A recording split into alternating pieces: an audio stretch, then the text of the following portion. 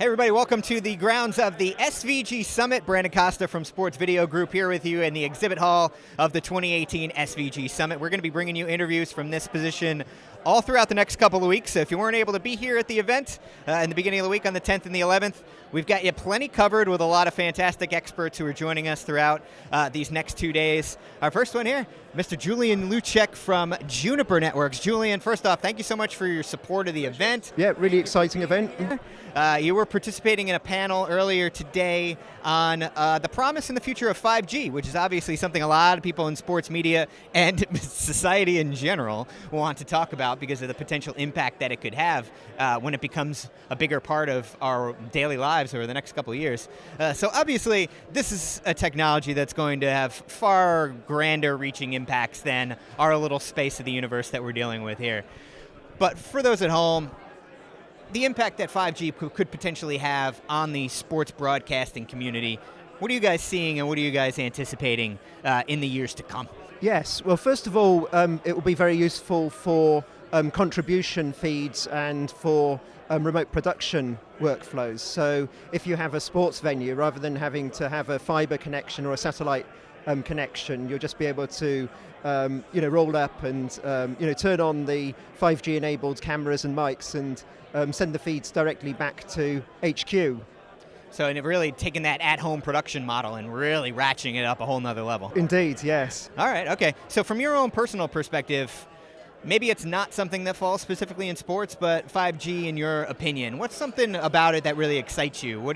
How are you enjoying trying to tinker around in this world? Well, the really interesting thing is that it gives a greater level of reliability. So you have network slicing, and so you can have slices which have different characteristics for different use cases and industry verticals, such as vehicle-to-vehicle communication or factory automation, as well as the media and broadcast type of use case. So it's the greater degree of reliability that really makes it possible to use for these mission-critical applications, which hasn't been the case before with mobile networking in general. Sure, really exciting stuff. So from your perspective, Juniper, we're at the end of 2018 here.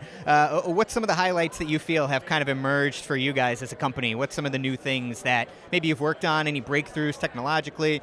When you look back on 2018, what makes you smile and things you guys accomplished? Very good question. So definitely the ever-increasing importance of automation. So we've been pioneering software-defined networking in all sorts of different domains, such as data centers and cloud infrastructure and the wide area network. And the ultimate goal is to have a situation where human beings need to do very little in order to get the network up and running and have it operational on an ongoing basis. They just give some intentions to a controller, and then the controller takes care of all the nitty-gritty details. So that's a multi-year journey, but we've made great inroads into that in the last year or so. So are people, just to rewind back to 5G real quick, how pervasive could it potentially be in 2019, or do we still have a little bit of a ways to go? Yes, there's still a little way to go. People may do trials and things, but